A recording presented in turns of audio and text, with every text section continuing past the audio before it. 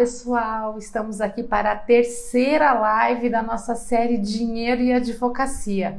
Hoje o tema é analise os seus resultados. Então vamos chegando, vamos nos aproximando aí, papel e caneta na mão, porque hoje o tema é muito importante e a gente precisa discutir aí algumas questões juntas que nós já começamos a discutir, obviamente, na primeira live do desafio. E que temos mais 2 segundas-feiras juntos para continuar o tema, porque ele só tem começo, né? Quero saber como é que vocês estão antes de começar começando. Tô vendo aqui vários amigos, Isabela, já falamos hoje mais cedo, Marcone, a Camila, Gidelzo sempre presente. É isso aí. Como vocês passaram da semana passada para cá? Refletiram bastante sobre os temas da nossa segunda e da primeira live? Queria ouvi-los. Estão gostando dos e-books? Também gostaria de ouvi-los. Que ainda dá tempo, se tiver que mudar alguma coisa, a gente ainda faz alguns ajustes aí da quarta para quinta, né? Oi, Edilamara, tudo bem? He shoots. Ai, você não é de Santa Catarina, nosso cliente de Seigele? Eu acho que é. Tudo bem? Então é isso, né, gente? Enquanto vocês vão entrando, aproveita, manda esse aviãozinho como sempre, né? É sempre importante a gente ampliar o leque aí das pessoas que precisam desse tipo de conteúdo. Então, mandem para os seus amigos, mandem para os seus colegas, tenho certeza que... Isso, Ricardo, isso mesmo, sabia que era, achei que era e ainda bem que era certo, né? Já pensou o furo? Então manda esses aviãozinhos para os seus amigos, para o seu financeiro, para o pessoal do seu escritório, porque realmente esse tema é um tema que ele tem, como eu disse, começo de estudo e não tem fim, porque a gente vai estar sempre aí desafiado a ler os números, interpretá-los, que é o tema de hoje, saber o que eles querem dizer, enfim, né? Então, ajudem outras pessoas também a ampliar seus horizontes. Antes da gente entrar propriamente dito na nossa live de hoje, no tema específico, e já que nós estamos na live de número 3 e é a live do meio, eu queria só dar uma recapitulada do que a gente já fez até aqui, até para a gente poder ter uma visão aí um pouco mais organizada aí desses assuntos todos, né? Então a gente começou na nossa primeira live falando a respeito de responsabilidade financeira. Não sei quem de vocês estava aqui. A live continua integralmente gravada e salva no meu IGTV. E a gente falou de vários temas aqui a respeito de responsabilidade. Que dinheiro não aceita desaforo, que faturamento não é lucro, a gente não pode confundir essas duas coisas, que não se deve misturar o dinheiro da pessoa física com o dinheiro da pessoa jurídica. Entendemos ali que a advocacia ela é sazonal, então a gente tem que equilibrar aí as nossas receitas entre receitas fixas e receitas variáveis. O que mais que a gente falou? Para se livrar das dívidas ruins, né? Fazer uma avaliação aí do que estamos pagando juros demais. Falamos de fundo de emergência. E falamos de 3 coisas primordiais quando a gente está abordando o tema responsabilidade. A gente tem 3 grandes compromissos no nosso escritório. Gastar bem, investir dinheiro, ou investir direito e ganhar mais. Essa tríade ela é fundamental para a gente ter na nossa responsabilidade. Vou repetir porque eu me enrolei. Gastar bem, ou seja, não é gastar pouco, não é gastar muito, é gastar bem, gastar direito, investir direito, escolher bem aonde nós vamos colocar o nosso dinheiro para que ele possa render sem que o nosso trabalho esteja diretamente ligado a esse investimento. Ele já aconteceu, agora a gente põe o dinheiro para trabalhar para a gente. E ganhar mais, estruturar formas melhores de entregar o seu serviço jurídico, agregando valor ao teu cliente e fazendo assim com que ele fale de nós para outras pessoas e essas outras pessoas queiram contratar conosco e por aí vai. Enfim, então esse foi mais ou menos o caminho que nós seguimos na primeira live sobre responsabilidade, tá? A segunda, que foi na semana passada, a gente falou a respeito de controles na ponta do lápis. E aí, algumas questões importantes aqui, né? Então, por que a gente, às vezes, não tem uma visão tão clara? Porque a gente não anota. Isso vale para nós na pessoa física também, tá? Então, dentro do escritório, olhando para o escritório, eu coloquei para vocês aí 3 passos importantes.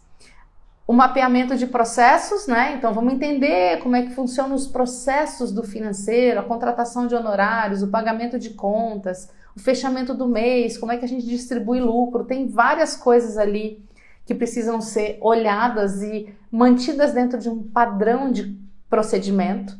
Depois, a escolha de um sistema de gestão, que possivelmente é o principal, o carro-chefe da escolha de um sistema de gestão no escritório é a gestão jurídica, mas a gente precisa buscar aí algum software que também faça a gestão financeira para não dar retrabalho, para não precisar usar planilha, para não precisar usar, enfim, né, outras ferramentas e a gente poder concentrar todas as informações num sistema só.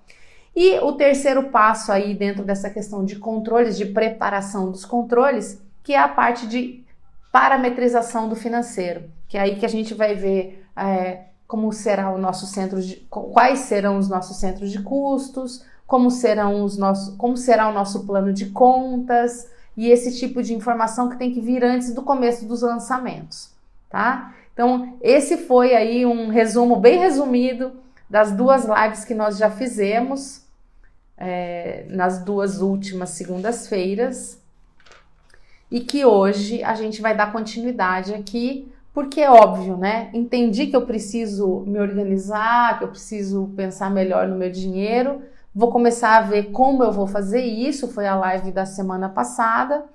E aí, logicamente, na medida em que a gente vai fazendo os lançamentos já dentro desse sistema, respeitando os centros de custo, respeitando o plano de contas, enfim, fazendo tudo bonitinho conforme está ali estruturado por nós mesmos, a gente vai começar a falar de uma coleção de informações que começa a acontecer no longo do tempo. Por isso que não dá para fazer controle financeiro uma semana sim, a outra não, a outra eu esqueci e depois eu volto a fazer, etc, etc, porque obviamente que esses dados serão inseguros. Eles serão dados que não vão nos dar a confiabilidade necessária para tomar as decisões financeiras reais, tá? Então, primeira dica é: todos os lançamentos precisam estar dentro do sistema, todos os recebimentos, todos os pagamentos de conta, todos os contratos futuros, tudo tem que estar lá no sistema, porque é a única forma que a gente tem para enxergar mais longe, tá? Acho que eu já comentei com vocês aqui, se não comentei, quem não estava aqui, enfim, não ouviu, enfim, eu tô ficando uma pessoa já de idade, então eu repito as coisas, né, gente? Então, assim, tive um professor no meu MBA que ele falava o seguinte: torture os números até que eles confessem. E eu achava sempre muito curiosa aquela informação, porque ela veio numa época em que eu não sabia, eu não tinha muita afinidade com números, eu não tinha muita... Não era um assunto que me encantava, né? E ele trouxe aquela informação, né? Essa frase que é tão assim, para nós advogados, soa um pouco como: meu Deus, cadê os direitos humanos dos números, né? Não deixa torturar esses pobres números. Mas quando a gente pensa em espremer esses números, em olhar para eles com profundidade, até que ele nos conte alguma coisa, essa frase começou a fazer todo sentido, porque na verdade eu não tenho que torturar os números, eu tenho que torturar a minha mente na busca do que eles estão ali me dizendo. Número é uma coisa fria, número é uma coisa, né? É número, é frio. E eu que tenho que interpretar, eu que tenho que tentar enxergar ali o que esses números estão querendo me dizer.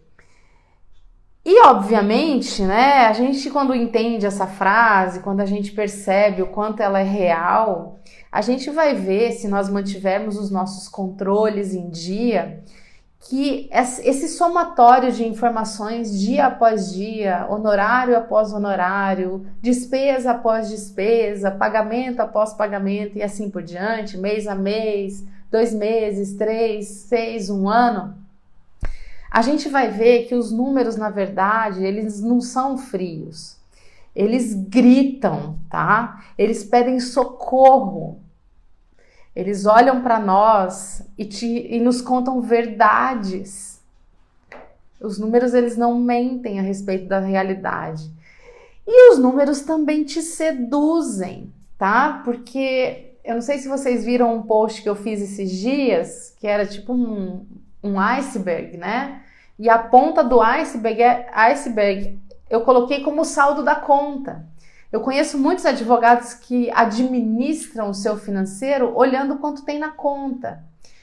E isso não quer necessariamente dizer muita coisa, porque embaixo da linha d'água a gente tem todas as despesas, a gente tem todos os custos, a gente tem todas as nossas obrigações. Então não basta a gente olhar para o saldo da conta. E quando quando eu falo que os números nos seduzem, é que se a gente não fizer os controles bonitinho e a gente não souber muito bem como é que está a nossa programação de recebimentos e pagamentos, eu posso ser seduzido por um saldo que ele parece que ele está positivo. Mas eu não sei se ali tem dinheiro de cliente misturado, é muito comum, né, que os escritórios às vezes acabem tendo recebimentos e depois para fazer o repasse, enfim, então pode ser que parte daquele dinheiro não seja mais meu, mas está ali na conta. Pode ser que eu tenha dinheiro de imposto ali no meio, então não é mais meu, mas está ali na conta. Então a gente tem que entender que saldo na conta é sedutor.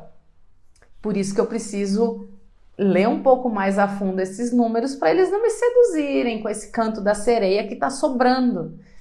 Que tem muito, sei lá, né? Então a gente precisa entender que os números eles vão ter essa dinâmica.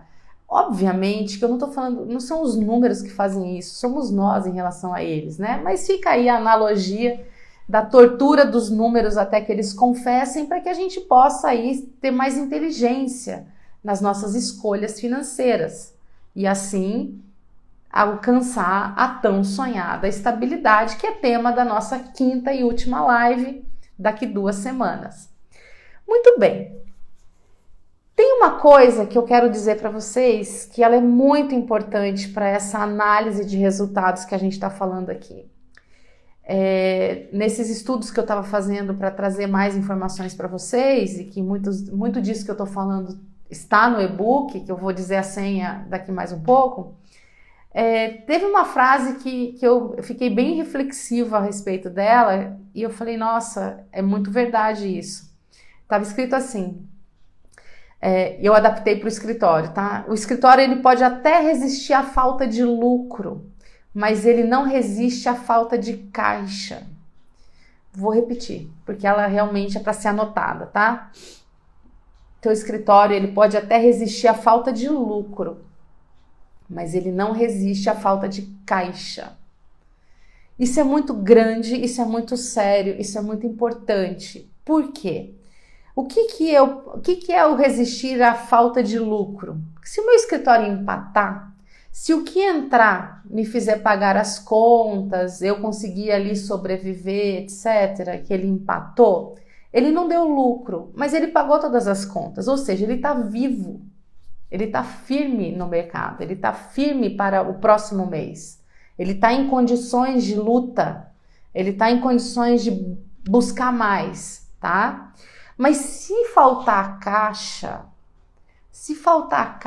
eu não pago a conta do aluguel, eu não pago a internet, eu não pago a conta de luz. Então, a falta do caixa me gera um impacto de curto prazo muito importante. Então, quando a gente fala tem um fundo de reserva, é para fazer frente aos momentos em que, eventualmente, faltar caixa. Por quê? Porque eu preciso manter a estrutura, eu preciso manter o escritório funcionando, eu preciso manter ele vivo. Então, vamos dizer ali que o caixa, esse caixa é como se eu estivesse dando comida para o meu escritório. É como se eu não der comida, ele vai definhar, ele não vai durar muitos dias, tá? Então, é muito importante a gente ter essa consciência. O meu escritório pode até resistir à falta de lucro, mas ele não resiste à falta de caixa. Ai, dá 3 tipos de medo quando eu leio essa frase, tá, gente? Porque a gente tem que abominar a falta de caixa. Falta de caixa é o que faz muita gente parar no meio do caminho. E não a falta de lucro. Enquanto eu estiver na luta, enquanto eu estiver com meu coração pulsando, mesmo que sem lucro, eu estou no jogo. É isso que importa. Porque eu estando no jogo, eu consigo rever o jogo. Eu consigo virar o jogo. Quem assistiu ontem Roland Garros viu que Ai, como é o nome dele, gente? É um nome estranho. Escrevam aí pra mim, os tenistas. O que ganhou, o Nodjovic, é isso? É algo assim. Ele estava perdendo de 2-0. Ou seja, ele estava quase ficando sem caixa, gente. Mas ou melhor, ele estava sem lucro, mas ele estava com caixa, porque ele estava na luta ainda, né? E aí ele vira o jogo. Então, o que interessa é eu estar dentro do jogo, porque é assim que eu consigo virar uma partida e ganhar Roland Garros, que foi o que ele fez ontem, né? Então, tenham em mente isso. Não corram esse risco. Não fiquem sem caixa. Tenham reserva. Tanto na vida pessoal de vocês, quanto no escritório. Tenham reserva. Falem isso para os estagiários de vocês, para os advogados júniores de vocês. Botem isso na cabeça deles. Tenham reserva. Por quê? Porque eu não resisto à falta de caixa. Eu posso resistir à falta de lucro, mas não à falta de caixa. Tá? Então isso é muito importante e essa análise de resultados que a gente vai falar hoje tem muita conexão com isso. Porque o que eu quero descobrir é como é que está o pulso do meu escritório, como é que está o fluxo do caixa do meu escritório, como é que estão os resultados do meu escritório, para eu poder colocar a mão onde precisa, né? Então, isso é muito importante. O Marcelo está colocando aqui, né? Muitos trabalham com a falta de caixa e isso acaba refletindo na qualidade da produção. Perfeitamente, porque se eu não tenho como... Então, imagina a gente sem caixa. Que cabeça que pensa, né? Se tem, enfim, N coisas acontecendo em volta, advogados já assim, não vão trabalhar com qualidade, tá? Então isso vai piorando as coisas, isso vai tirando a gente do jogo de uma maneira muito brutal, tá? Então isso é muito importante, isso assim, bota aí letra maiúscula, eu vou até colocar essa frase aqui depois que terminar a live, porque eu acho que ela é muito significativa, tá? E aí tem 2 relatórios fundamentais para a gente fazer análise, 2 relatórios que eu diria básicos, tá? Não é relatório complexo e tal. O primeiro relatório é o relatório de fluxo de caixa, que eu vou falar dele mais um pouquinho. O nome diz, eu quero entender o fluxo do meu caixa ao longo de um período, tá? E o outro é a demonstração de resultados do exercício, a tão famosa, a chamada DRE, que vai me mostrar como é que foi num determinado período o resultado do meu escritório. E aí dá para fazer umas análises ali que eu vou falar daqui a pouco. Tem uma outra frase de fluxo de caixa que eu peguei na internet que eu achei muito legal, que é o fluxo de caixa é o rei, a dama e o valete. Num escritório de advocacia, o fluxo de caixa é o rei, a dama e o valete. Ou seja, fluxo de caixa ganha o jogo, tá? Quando a gente olha para esse fluxo de caixa sem muita atenção, ele pode me tirar do jogo, tá bom? Muito bem, então vamos lá, vamos falar desses 2 relatórios aí, esses 2 instrumentos do financeiro, que é o fluxo de caixa e a DRE. Então o fluxo de caixa, como é que se monta um fluxo de caixa, tá? Eu vou montar a minha estrutura de plano de contas, tá? Geral do escritório, aqui na coluna, e as outras colunas, o ideal é que eu faça o meu fluxo de caixa, que eu tenha um fluxo de caixa por mês, com cada coluna sendo um dia do mês. Para quê? Para eu identificar numa olhada quando eu tenho previstas as entradas. Opa, tem cliente me pagando dia 10, dia 15, dia 28. E eu tenho despesas acontecendo dia 5, dia 12 e dia 25. Nossa, meu fluxo de caixa está meio desencontrado, entende? Então eu tenho que tentar jogar essas despesas para vencer depois que entra o dinheiro no meu caixa, ou tentar puxar o vencimento do faturamento, se for possível, claro, ou pelo menos assim, bom, é assim que estamos agora, o nosso próximo contrato, vamos tentar fechá-lo no dia para vencimento dia 3. Por quê? Porque dia 5 eu tenho uma despesa. Então, é bom a gente encadear as despesas e receitas dentro desse fluxo de caixa. Então, o que tem que ter nesse fluxo de caixa, nessa planilha de fluxo de caixa? Todos os recebimentos, todos os pagamentos e todos os pagamentos e recebimentos previstos.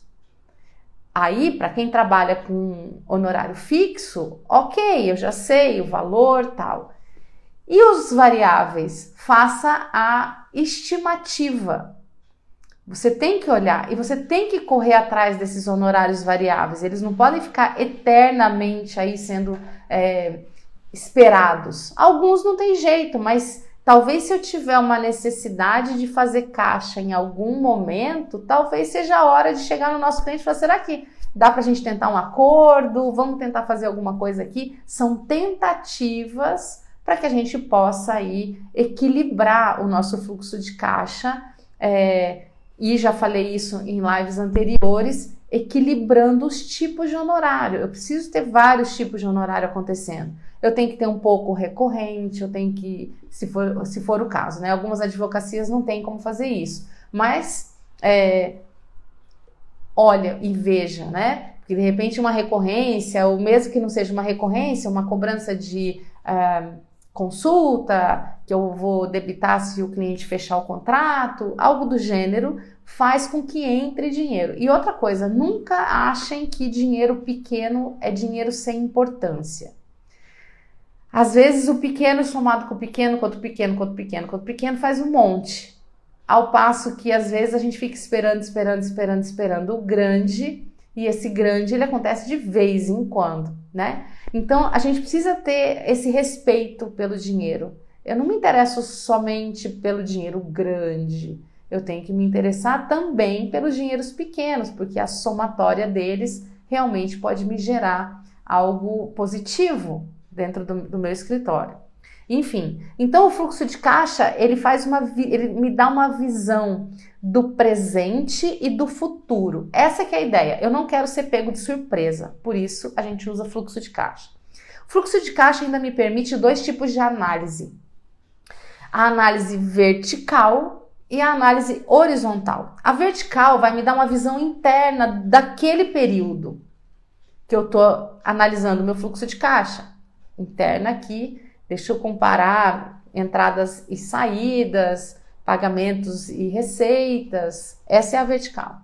E eu posso fazer uma análise horizontal, ou seja, comparando momentos. Por exemplo, eu quero comparar o meu mês de junho com o mês de junho do ano passado, ou com o mês passado, ou com o trimestre passado, a média do trimestre passado. Tem várias formas de olhar para essa análise horizontal, tá? E depende do que eu estiver buscando, depende enfim, da intimidade que eu esteja já tendo com com as minhas informações financeiras. Elas vão me dando mais informação, mais conhecimento, mais intimidade, e eu vou torturando esses números até que eles confessem, e eu vou entendendo um pouco melhor os gritos,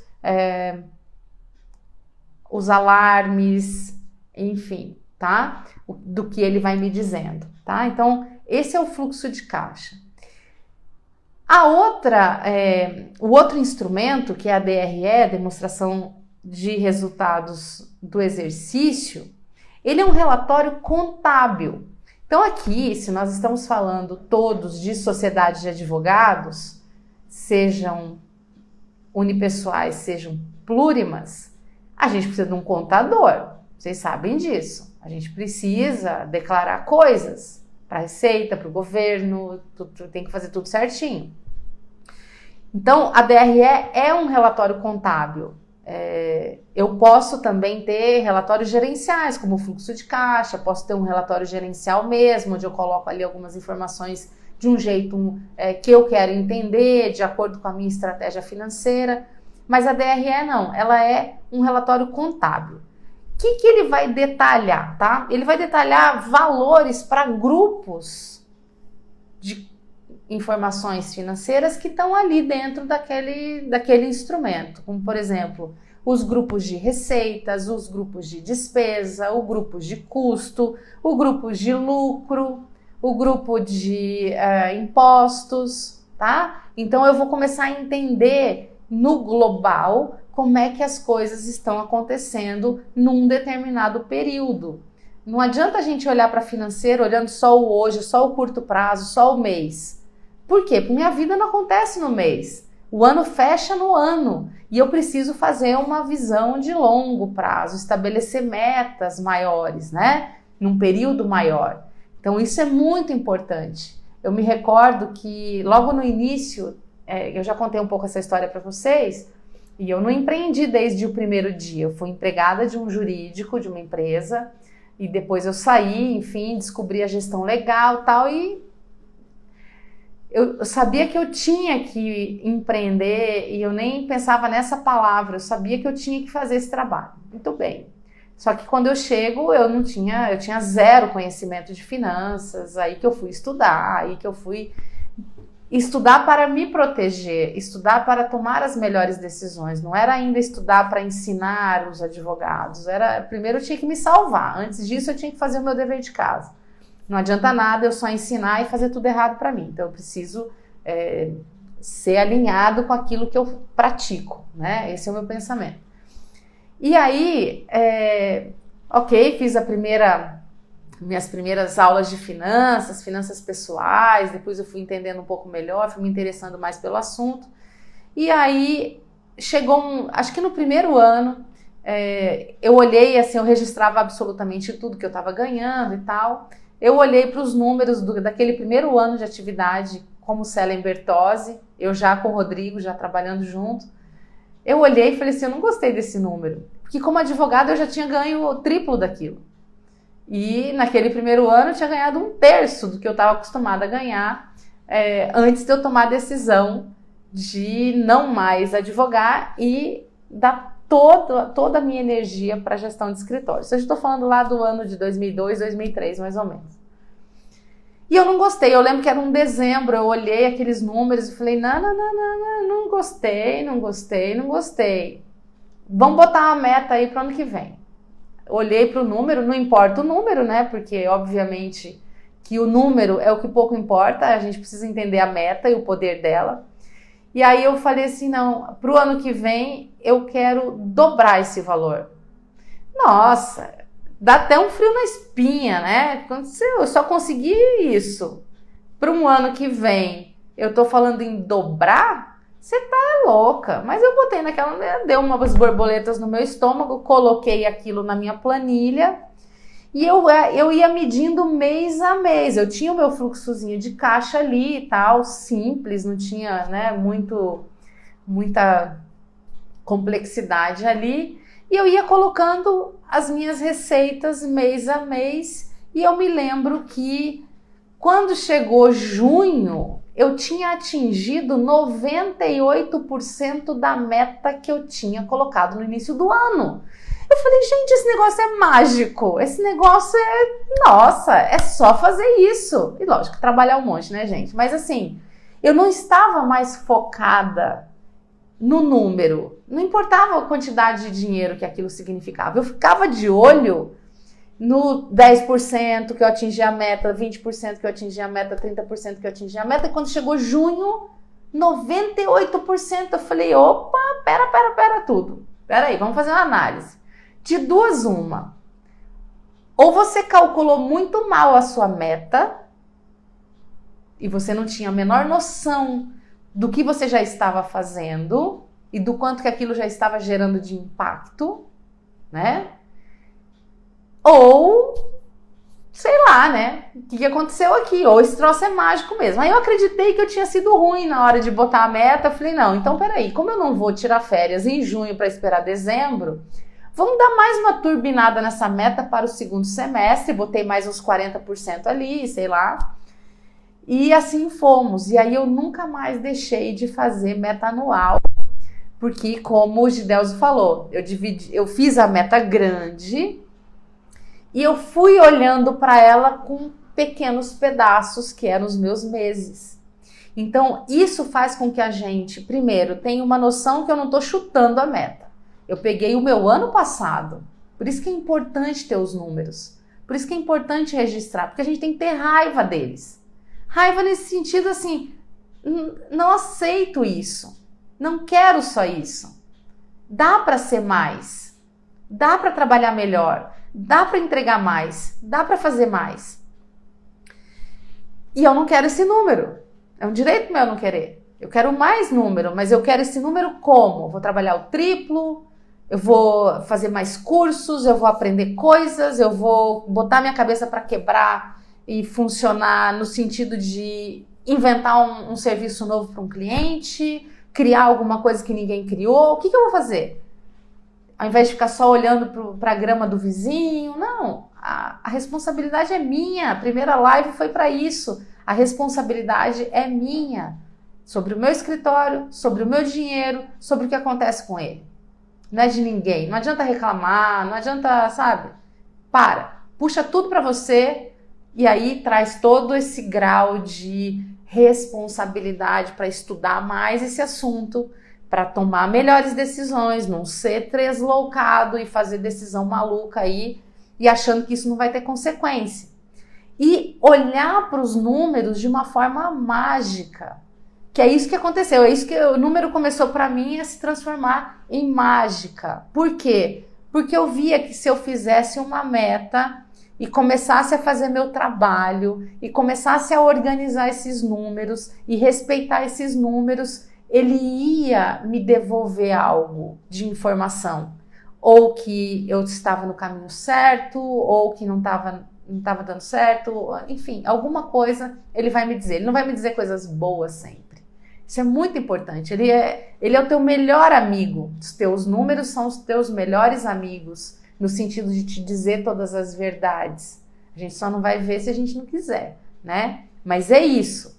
E aí essa DRE vai me fazer ter essa análise de desempenho financeiro, como eu estou me desempenhando, como é a curva de receita do meu escritório ao longo do ano, como é a curva de despesa do meu escritório ao longo do ano. Quando eu coloco um ano atrás do outro, os meses que eu tenho que me preocupar são quais? É fevereiro, janeiro, dezembro? Como é que é meu junho? Quando que eu fecho mais contratos historicamente? Isso tudo vai me dizendo o comportamento do meu escritório. Não só em relação ao dinheiro, porque como eu falei, dinheiro é a ponta do iceberg. Mas como o nosso negócio funciona, tá? E aí, com base nessa informação, eu posso tomar decisões. Opa, peraí, se a gente tem uma entre-safra em dezembro, janeiro e fevereiro, então pera lá, eu preciso de caixa de 3 meses aqui para não surtar, para não ficar mal, para ter condições de tirar férias, porque senão eu não vou tirar, senão acabou para mim essa parte. Aí, primeira obrigação, depois o lazer, não é isso que tua mãe te ensinou? E é isso na vida real, tá? Só uma água.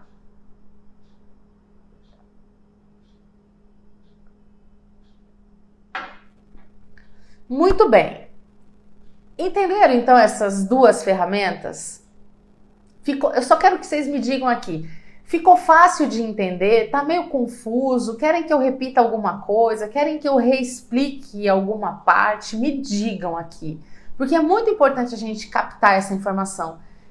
Gente, essas planilhas todas, elas só fazem conta de mais, de menos, de vezes, de dividir. Só 4 operações básicas. Não tem raiz quadrada, não tem nada disso. São operações básicas. Então não tem desculpa, a gente sabe como é que faz. Temos que organizar nossa mente para entender a lógica das coisas, para não falar besteira, não falar, eu faço divisão de resultados, quando você vai perguntar mesmo, está dividindo faturamento. A gente tem que saber a diferença de faturamento para resultado, resultado para lucro, lucro para despesa. A gente tem que entender isso. É do seu negócio que a gente está falando, tá? Então é muito importante. Uma outra coisa que eu queria falar para fechar esse tema é sobre os indicadores. Essas planilhas, esses instrumentos, que obviamente são fruto das informações que a gente já alimentou no sistema, é aí que estão todas as dicas, né? É aí que estão todos os indicadores. Não tem como criar indicador sem dado. Não tem como criar indicador da minha cabeça, ou mais ou menos, ou um pouco disso, mais daquilo, muito. Esse tipo de palavra e nada para o financeiro é a mesma coisa.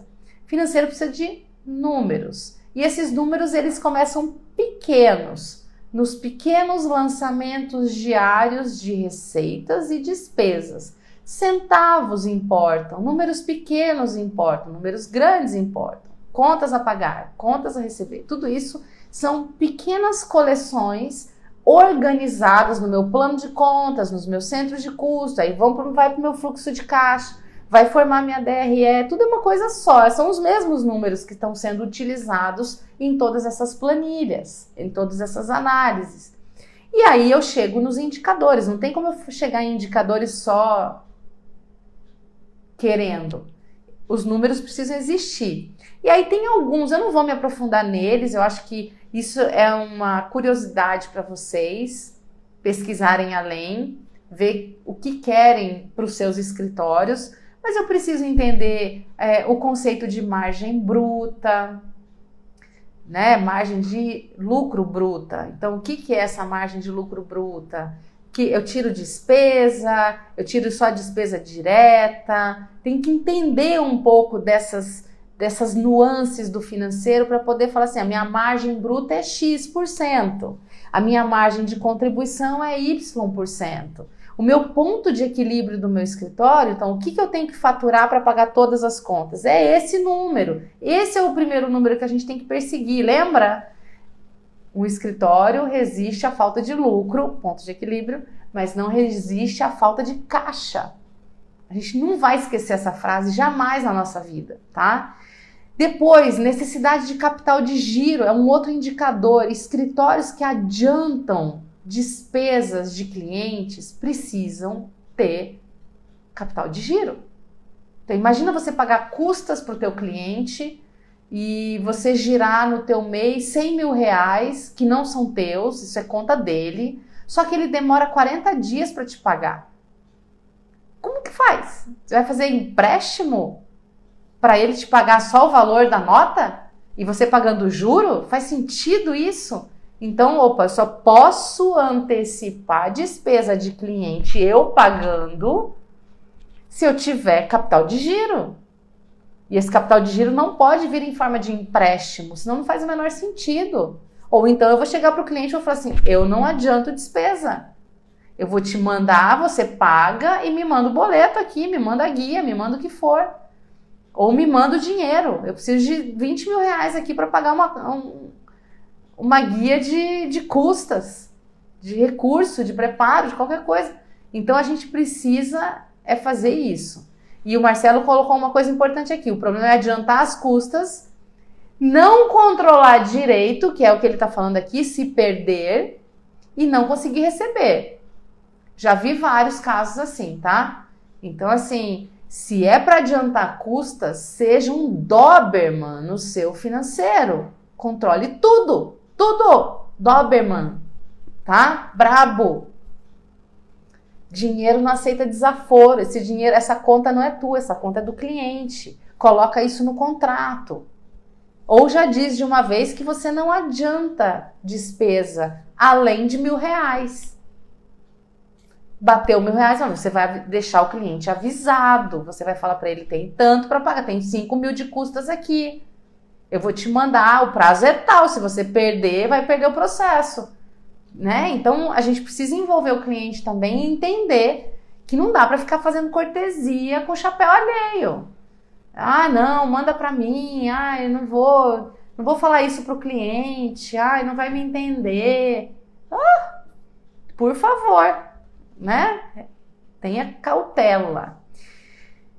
Enfim, então, esses pontos todos, eles são muito importantes para a gente ficar cada vez mais craque no nosso financeiro e a gente não enxugar gelo, porque às vezes a gente enxuga gelo porque a gente não estuda um pouquinho sobre uma coisa que é assim, ela não é complexa, ela não é difícil, ela é lógica e na lógica não tem confusão, é muito simples de entender.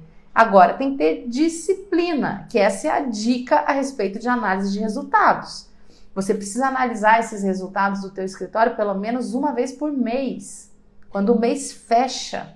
Então, cria uma rotina e um ritual, um roteiro para você fazer a análise. E fala para o seu financeiro, eu quero a planilha do mês em cima da minha mesa no dia 2 de todo mês. Fecha o mês, paga todo mundo, recebe tudo. E dia 2 eu quero as planilhas, eu quero o fluxo de caixa, quero o fluxo de caixa previsto para o mês seguinte, quero a nossa DRE do mês passado, eu quero os nossos indicadores, eu preciso saber como é que está a nossa margem, como é que está isso, como é que está aquilo, como é que está aquilo outro, eu quero saber.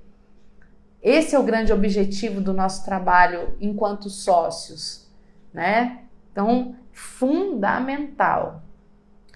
Então, gente, era isso que eu tinha para falar para vocês sobre esse tema, tá? Na semana que vem, a gente tem uma live sobre planejamento passado, presente e futuro, que eu, se fosse vocês, eu não perderia. Muito importante a gente entender isso, até para nossa vida pessoal e tal, entender o peso das dívidas, os investimentos, como que a gente lida com tudo isso. E na outra segunda-feira, do dia 28, a gente vai ter o tema a tão sonhada estabilidade, que é também algo fundamental para a gente olhar, para a gente querer, para a gente desejar e para a gente trabalhar em prol disso, tá? Deixa eu falar uma outra coisa para vocês aqui. Semana que vem, lembra que eu falei para vocês que o Faixa Preta tá voltando aí, né? A gente tá relançando ele pela segunda vez esse ano. Não sei quando será a próxima, talvez mais pro final do ano. Eu tô com outros planos aí pro meio do semestre. Então, tem Faixa Preta iniciando no início de julho, tá? E a pré-venda do Faixa Preta, com vários bônus que eu já expliquei aqui para vocês, livro, sorteio de mentoria, Legal Challenge, enfim, fora os bônus normais, que são 2 cursos, mais um Legal Planner, mais desconto em outro curso de Sociedade de Advogados que eu vou fazer no meio do ano, vai acontecer dia 21, 22 e 23 de junho, tá? Ou seja, semana que vem. Então, deem uma pensada nisso. Ai, desculpa, gente, tô com uma tosse chatérrima.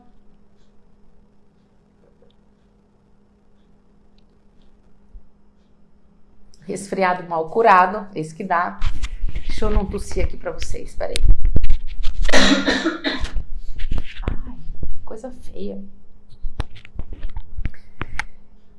E no Faixa Preta a gente não vai falar de dinheiro especificamente, mas um dos módulos do planejamento é o módulo financeiro. Então, se vocês estão numa virada de... Eu sei que essa pandemia trouxe uma série de dúvidas para muita gente. O que eu faço? Como que é a cara do meu escritório? O que eu vou ser? Como é que eu vou estruturar agora nessa nova realidade, etc. Eu percebo, pelas pessoas que conversam comigo, eu percebo que as pessoas às vezes estão perdidas em relação às suas diretrizes profissionais.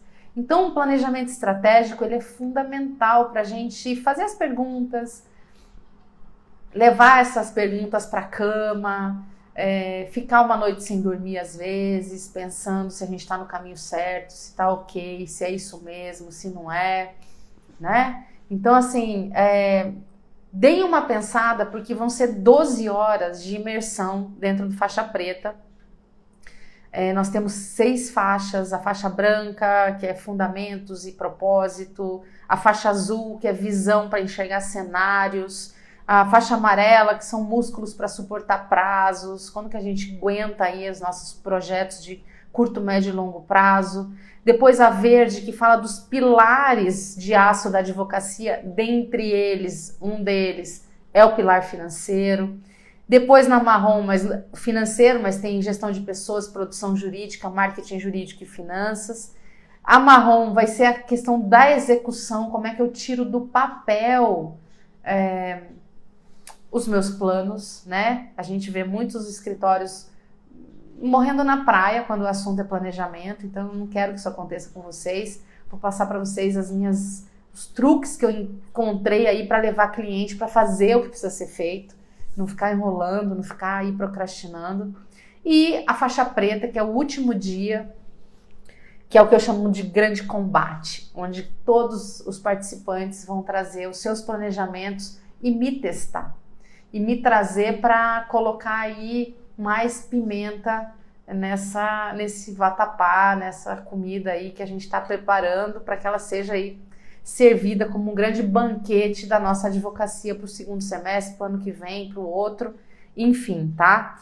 Então, dias 21, 22 e 23 começa a pré-venda. Na pré-venda tem os bônus especiais, como eu falei para vocês. Então, para pré-venda só vale o livro autografado, o sorteio da mentoria e a vaga no Legal Challenge, tá? E temos os bônus que vão valer para todo mundo, que aí sim são os 2 cursos, um de organização e um de sociedade básico. Depois o Legal Planner já para vocês continuarem a fazer o registro do planejamento de gestão de vocês para o segundo semestre. E o desconto no curso de Sociedade de Advogados de A a Z, que eu devo lançar lá por outubro ou setembro. Ainda estamos estudando aí qual vai ser o melhor mês para fazer isso, tá? Então, fica essa dica. Hoje, como sempre, ao final de toda a nossa aula aqui, tem o e-book, que já está o link na minha bio, tá? O link que tá lá desde hoje à tarde é dessa live aqui. É o 3º e-book, já lancei o primeiro, teve senha, a senha... O e-book já não tá mais aí, o link já foi. O segundo, o link já foi. E hoje é o 3º, que a senha é a seguinte, gente. Anota aí, alguém escreve aí pra galera saber que é. Lembra aquela frase, né? Torture os números até que eles confessem? Então, a senha é até que eles confessem. Até que eles confessem. Essa é a senha do PDF que está hoje gratuito para vocês baixarem lá na minha bio. É só entrar, baixar e ler de novo e estudar. Isso aí, Gidelso, até que eles confessem, tá? Essa é a senha de hoje. Concordo com o Marcelo, né? O financeiro fica complicado quando uma única conta bancária é usada para despesa do escritório pessoal. Falei isso na primeira live, separa isso. Assim, pega um machado e quebra essa conta em 2. Não faça isso. Tem a conta da pessoa jurídica, tem a conta da pessoa física. Não dá para misturar, porque isso complica mesmo. Não vai dar para organizar a vida assim, tá? E sim, Guilherme, estou em Campo Grande, estou na cozinha de Mames. Mames está dando uma palestra lá no escritório dela e eu falei, bom, eu tenho que ir para algum lugar, vou para a cozinha. Estamos na cozinha. Estamos na copa, na verdade. Mas está tudo bem por aqui. Obrigada, Renato, por estar aqui. Denise, eu sei que o financeiro é sua menina dos olhos, já há tempo, sei disso. E é isso, né, gente? Estou aqui, temos mais alguns minutos para vocês, se vocês quiserem fazer qualquer pergunta para mim, fiquem à vontade, tá? Tanto da nossa live quanto do Faixa Preta, quem quiser tirar dúvida, estou aqui para resolver o que eu consigo resolver. Gidelso colocou aqui a seguinte pergunta, né? No início você falou em recebimento na conta do escritório. Eu não faço isso, acho que não é bom misturar, até porque tem que fazer nota da conta do escritório. No início, sim, já é bom você já receber dinheiro dos clientes na conta do escritório. E sim, tem que fazer nota da conta do escritório. Não entendi a sua pergunta. Melhore. Todo recebimento, contas a pagar, contas a receber na conta da pessoa jurídica. O que dá para fazer, fica uma dica aqui, tá? Fica uma dica aqui. Vamos dizer que você tem um financeiro. Denise, eu que agradeço a confiança, né? Tanto tempo juntos aí, eu acho que vocês foram clientes nossos, sei lá, em 2011, 12, por aí, né? Mais ou menos isso. Daniele, eu tô pensando aqui que no final da quinta live eu vou fazer um arquivo fechado com os 5 PDFs, tá? Para quem perdeu e tal, tá? Então, aí eu coloco tudo junto, aí você fica ligada e a gente faz isso, tá? Mila, se você ainda não tem CNPJ, se você conseguir ter 2 contas correntes, põe uma num banco, outra no outro, ou 2 contas no mesmo banco, vê se isso é possível. É preferível, tá? Do que você misturar as 2 coisas. Porque se a gente mistura... Ah, não, mas tá sobrando aqui, depois eu reponho, eu nunca reponho, e aí é isso, tá? Então, para eu adquirir essa disciplina de Doberman do meu escritório, eu preciso separar as coisas, eu preciso enxergar as coisas em lugares diferentes, tá? Deixa eu ver, então, o Gidelso refazendo sua pergunta. Sobre receber o dinheiro dos clientes pela conta da PJ do escritório, eu faço recebimento por uma conta... você fala de dinheiro que você vai repassar, né? Que é dinheiro do teu cliente e que você tem que entregar para ele, é isso? Aí tudo bem, a não ser que você tivesse uma terceira conta da própria pessoa jurídica só para receber os honorários que não são teus, que são dinheiro do cliente. Você poderia também. Eu não sei se você colocar o dinheiro na sua pessoa física, se gera algum impacto para o teu imposto de renda. Não sei de que volume a gente está falando, né?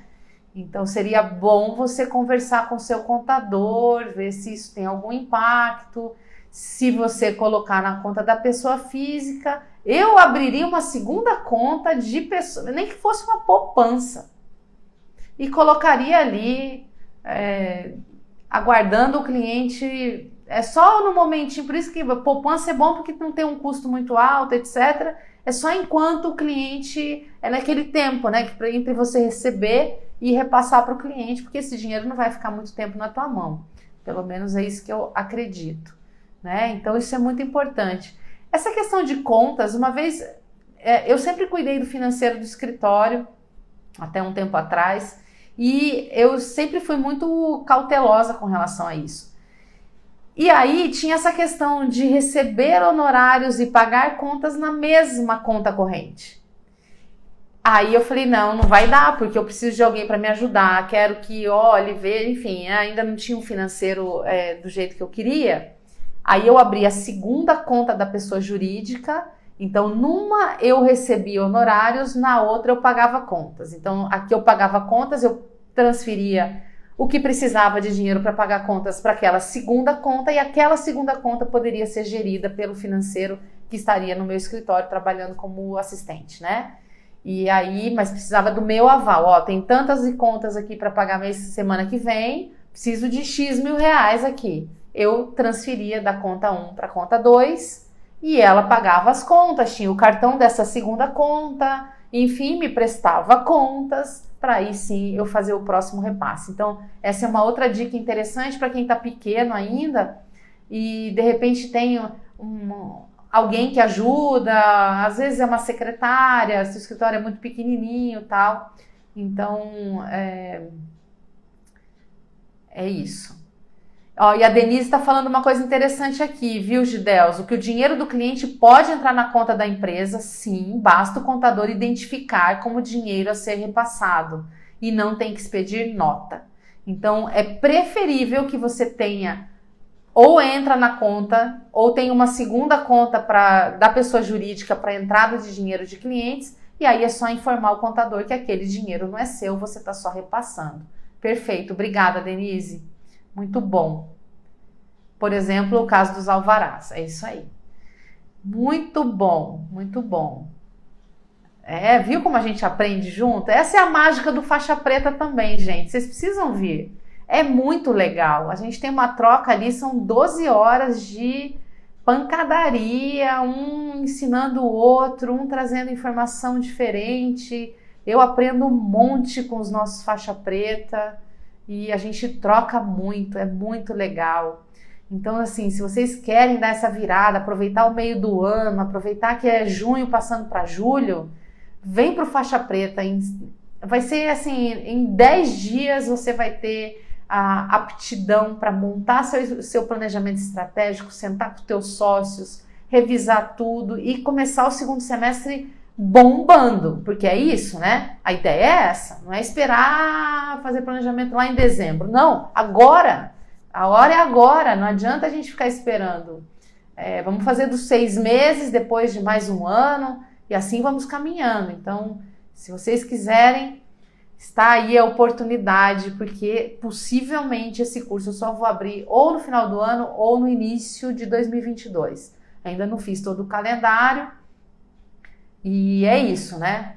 E, gente, assim, honestamente, né? Vocês sabem que eu sou meio mão aberta, né? Com a quantidade de bônus que está para o Faixa Preta, ele está saindo quase de graça. Eu fiz os cálculos aqui, deve ter uns R$1.600, R$1.700 em bônus. E é o valor do curso. Então, assim, se você está com problema de sociedade, para de brigar e vamos falar da banca, dos objetivos. Muitos escritórios participam com vários sócios. E isso é muito útil, porque depois vocês têm que conversar.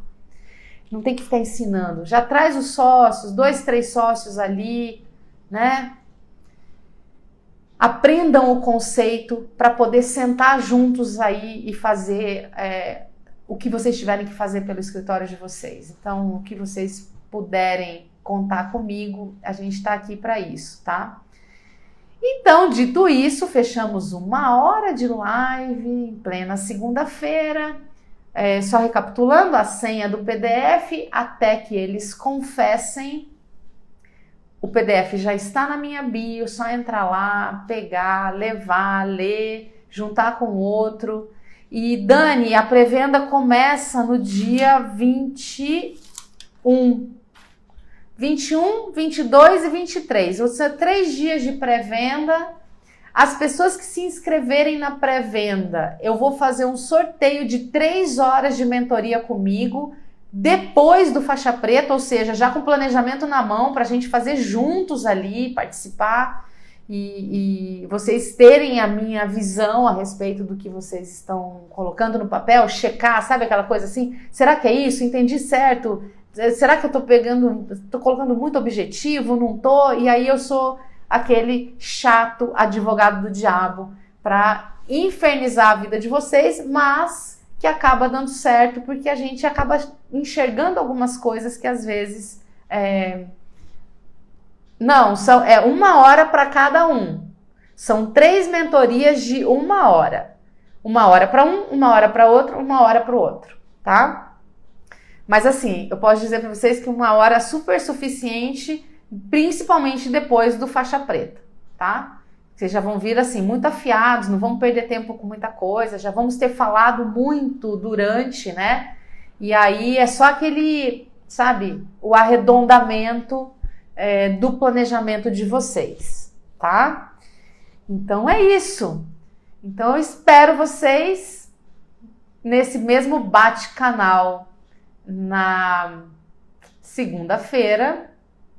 Isso, Marcelo, tenta não, muda a sua situação, não mistura mais não, já toma uma decisão agora, já manda fazer a conta nova, a partir do dia 1º de julho, você já começa direito, né? Essa é a minha sugestão.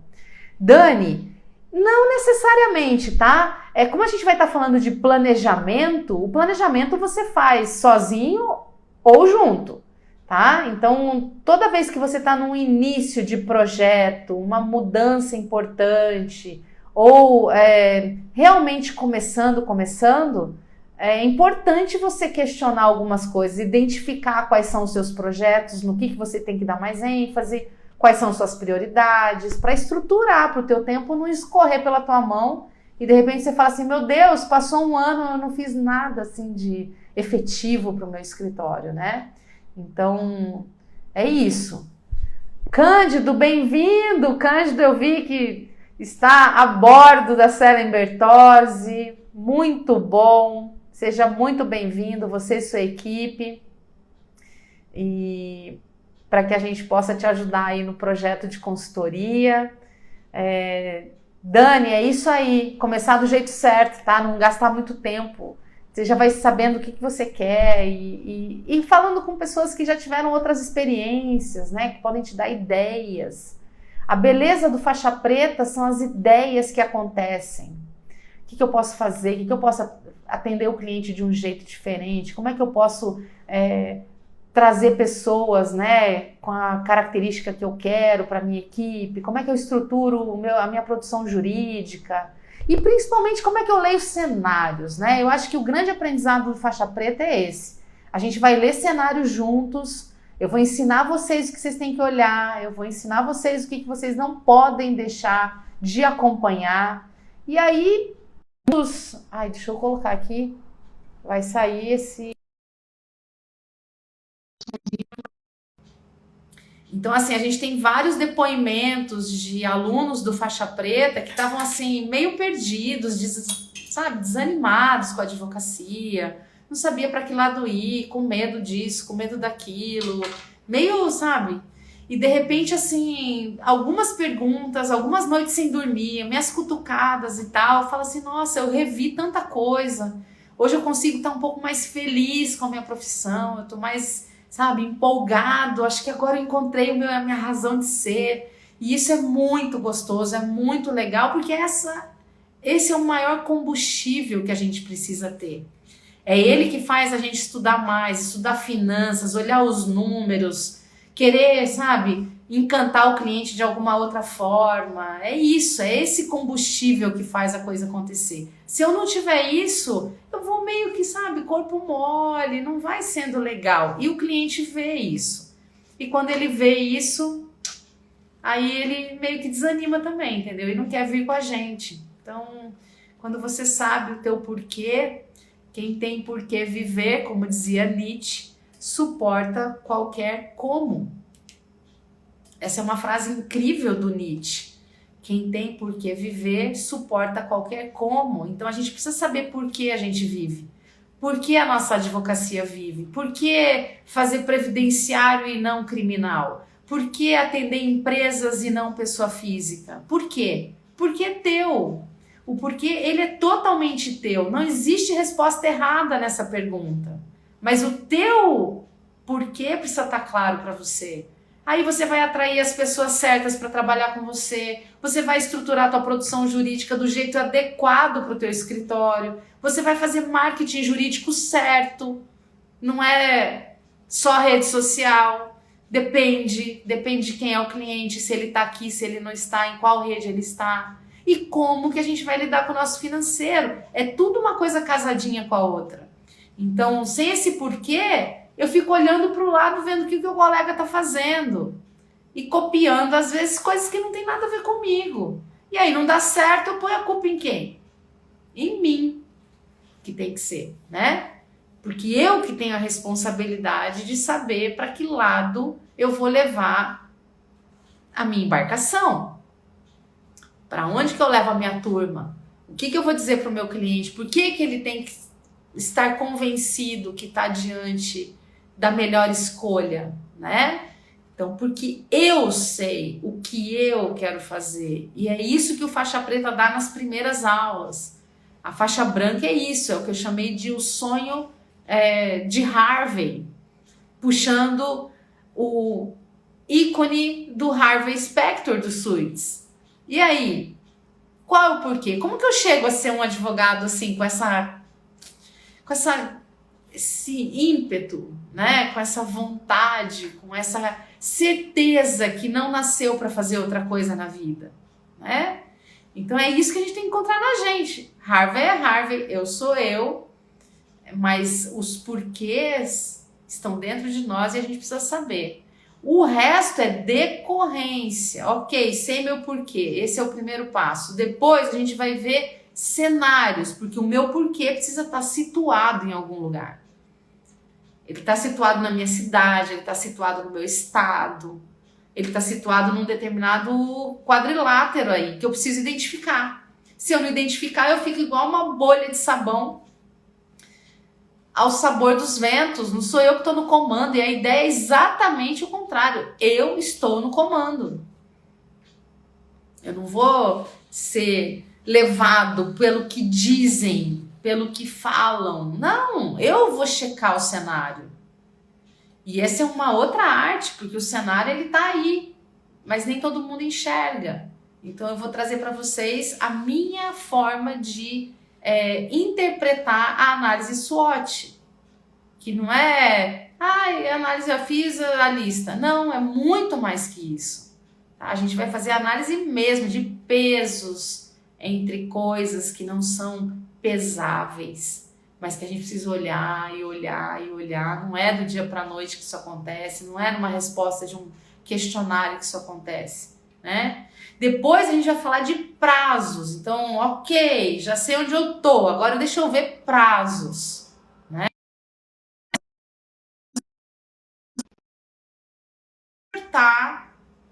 O curto, o médio e o longo. Às vezes o meu sonho tá no longo e eu quero fazer ele acontecer no curto. Então, calma, vamos eleger prioridades, vamos fazer as coisas acontecerem na hora certa, com racionalidade. Da mesma forma que a gente falou do financeiro aqui. Se eu não tenho dinheiro, como que eu vou gastar?